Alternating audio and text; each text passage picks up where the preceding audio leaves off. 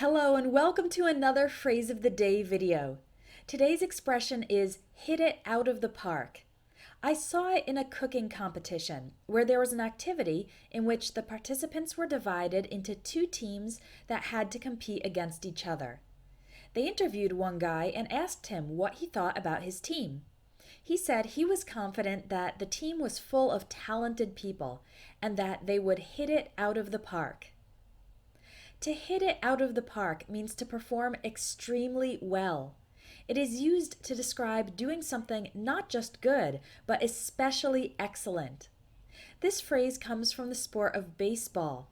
If a player hits the ball out of the park, meaning the ball literally goes so far that it lands completely out of the area of play, it's the best possible thing in baseball, and the team automatically scores at least 1 point, maybe more.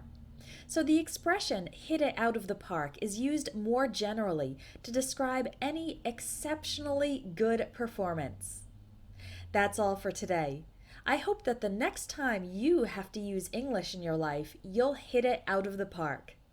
Thanks for tuning in, and I'll be back tomorrow with another phrase.